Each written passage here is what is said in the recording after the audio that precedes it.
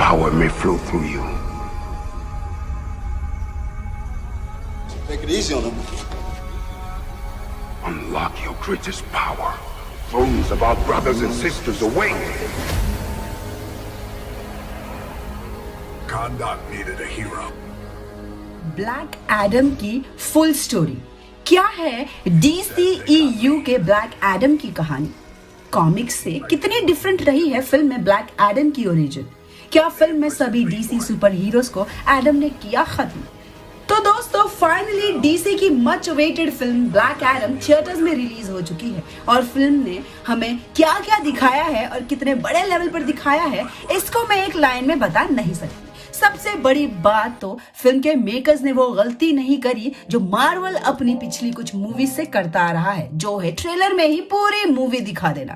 जी हाँ, यहाँ ये बिल्कुल नहीं हुआ है, क्योंकि अगर आप ये सोच रहे हैं कि आपने फिल्म का ट्रेलर देख लिया तो यानी सब कुछ देख लिया, तो आप बहुत बड़ी गलतफहमी में हैं। दूसरा सबसे थ्रिलिंग पॉइंट फिल्म को देखकर ये लगा कि अब DC अपनी पुरानी गलतियों से सीख रहा है और हमें वो दिख रहा है जिसे हम हमेशा से देखना चाहते थे। हालांकि फिल्म में ब्लैक एडम के कैरेक्टर या जस्टिस सोसाइटी के एक्सप्लेनेशन को लेकर कहीं कुछ दिखाते हैं और हम सब पर बात भी करेंगे, लेकिन फिल्म की कहानी और इसके आने वाले फ्यूचर की खाल उधेड़ने से पहले मैं आपको ये बता दूं कि ये वीडियो स्पॉइलर फ्री बिल्कुल नहीं होने वाली है। जी हाँ, तो अगर आप अपने मूवी थ्रिलर को बर्बाद नहीं करना चाहते तो प्लीज यहीं पर रुक जाइए, लेकिन अगर आपको अभी से ही फिल्म की पूरी कहानी जानने का मन है तो कोई बात नहीं, चलिए मेरे साथ खंडर के असली रूलर टेड एडम की जर्नी पर। तो फॉर ऑब्वियस रीजंस हम ये तो जानते ही हैं कि ब्लैक एडम असल में एक ओरिजिन फिल्म है जहां हमें सिर्फ ब्लैक एडम के इंट्रोडक्शन के बेसिस से कहानी दिखाई गई है और बस यही रीजन है कि फिल्म किसी भी प्रॉपर या डीप स्टोरी लाइन को फॉलो नहीं करती। इन शॉर्ट, जो डेप्थ और डार्कनेस हमें बैटमैन और जोकर जैसे फिल्मों या कैरेक्टर्स में मिलती है वो यहाँ मिसिंग है, क्योंकि फिल्म DC की कंटिन्यूअस टाइमलाइन को बिल्कुल भी नहीं छेड़ती। यानी DC यूनिवर्स में इस वक्त जो भी चल रहा है इस फिल्म की कहानी का उससे कोई भी लेना देना नहीं है। अचानक से ब्लैक एडम को कोई आजाद कर देता है और यहाँ आने के बाद सब उसे रोकने या कैद करने में लग जाते हैं, जिस वजह से हमें अच्छी खासी तबाही देखने को मिलती है। And that's it. ओवरऑल बस यही है ब्लैक एडम की स्टोरी। बट अगर ब्रीफ में बात करें तो इसके अलावा हमें फिल्म के बीच बीच में ब्लैक एडम की हिस्ट्री और उसके ओरिजिनेट होने की कहानी भी दिखाई जाती है। अब अगर शुरुआत से कहानी की बात करें तो स्टोरी पास्ट से शुरू होती है, जहां हमें खंडर शहर के बारे में एक शॉर्ट इंट्रो देखने को मिलता है। बट आगे चलकर ये पता चलता है कि वहां एक्स्टॉन नाम का एक रूलर हमला कर देता है और खंडर के सभी नागरिकों को बंदी बना लेता है। यहाँ वो सबको एक स्लेव की तरह रखता है और उनसे एक चट्टान को खोदने का काम करवाता है, जहां उसे एट्रियम नाम का एक पावरफुल एलिमेंट को खोजना है। अब एट्रियम को आप वकेंडा के विब्रानियम से कंपेयर कर सकते हैं, एक बहुत ही हाईटेक और पावरफुल सब्सटेंस।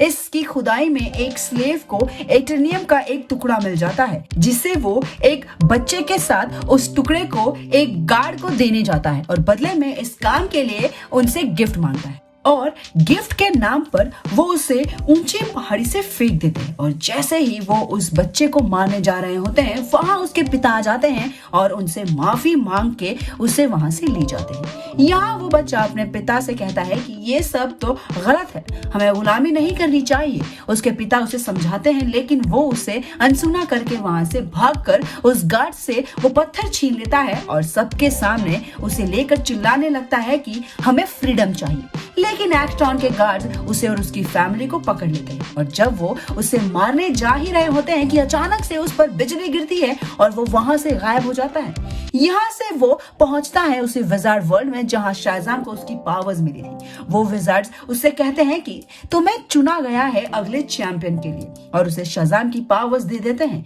यहाँ से सीन कट होता है और हम प्रेजेंट में आ जाते हैं, जहां एंड्रियाना नाम की एक रिसर्चर अपने भाई और कुछ दोस्तों के साथ चुपके से खंडर में एंट्री करती है और ना सिर्फ खंडर में बल्कि उस किले में जहां एक क्राउन छुपा हुआ था जिसमें सबैक नाम के डीमन की पावर्स थी। अब ऑब्वियसली यहाँ एंड्रियाना और उसके साथी यहाँ उस क्राउन को ही ढूंढने आए, बट किसी लालच से नहीं, उससे इंटर गैंग के हाथों में पड़ने से बचाने के लिए। क्योंकि फिल्म में यह सिनेरियो सेटअप किया गया है कि खंडर पिछले कई दशकों से गुलामी में जी रहा है, पहले कई रूलर्स की वजह से और उसके बाद मॉडर्न टाइम में इंटर गैंग नाम के एक एडवांस टेररिज्म ग्रुप की वजह से। और इस वक्त भी खंडर में हर तरफ सिर्फ इंटर गैंग के ही लोग हैं और वहां के लोगों पर रूल कर रहे हैं। अब यहाँ एंड्रियाना क्राउन की तलाश में होती है और उसे वो मिल भी जाता है, यहाँ तक कि वो उसे हासिल भी कर लेती है। बट जैसे ही वो क्राउन को रखती है, वहां इंटर गैंग के लोग आ जाते हैं जो उसके भाई को गन पॉइंट पर ले जाते हैं और उससे क्राउन देने को कहते हैं। एंड्रियाना क्राउन देने के लिए सबके सामने आती है, लेकिन वो सुरमा के मकबरे के ऊपर खड़ी होती है और जब तक कोई कुछ कर पाता वो उस मकबरे को छूकर उसका नाम लेती है शाहजाम। और अचानक से एक जोरदार थंडरस्टॉर्म ब्लास्ट होता है और वहां आता है सबके सामने ब्लैक एडम। हालांकि यहाँ उसे लोग ब्लैक एडम नहीं बल्कि उसके एक्चुअल नाम टेट एडम के नाम से जानते हैं। अब यहाँ हमें एक बहुत बेहतरीन सा फाइट सीन देखने को मिलता है जिसे हमें फिल्म के ट्रेलर में देखा था।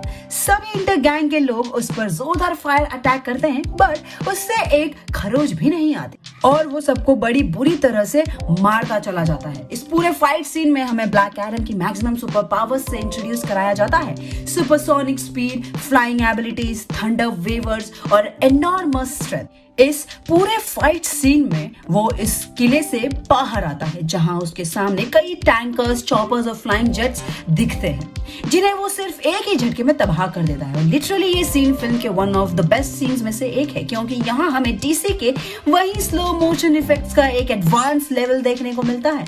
अब इसी बीच एंड्रियाना और उसका एक बचा हुआ साथी वहां से एक वैन में बाहर निकलते हैं और वहां से भाग ही रहे होते हैं कि अचानक से ब्लैक एडम इन सब के सामने आ जाता है।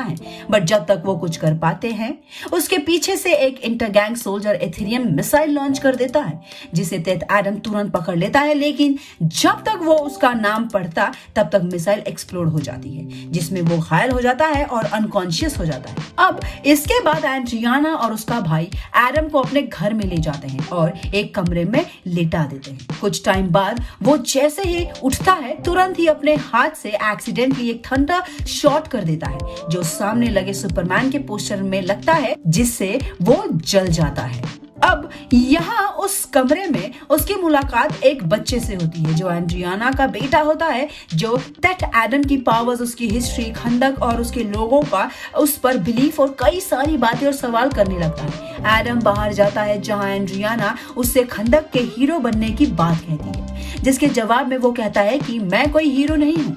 यहाँ से वो दीवार तोड़कर बाहर चला जाता है जहाँ वो अपने स्टैचू को देखने लगता है। इतने में एंड्रियाना का बेटा उसका ध्यान इंटर गैंग की तरफ करने के लिए एक सोल्जर से भिड़ जाता है जिसे एडम की नजर उस पर पड़ती है और बस फिर क्या, एक और छोटा सा फाइट सीन जहां वो उन सभी सोल्जर्स को हवा में उड़ा उड़ा कर मार देता है। लेकिन इस बीच वहां जस्टिस सोसाइटी ऑफ अमेरिका आ जाती है, बट अभी वो अपने जेट में एडम को पकड़ने का प्लान बना ही रही होती है कि उनके सामने एडम हवा में दो सोल्जर्स को लेकर आ जाता है और उनके सामने ही दोनों सोल्जर्स को फेंक देता है।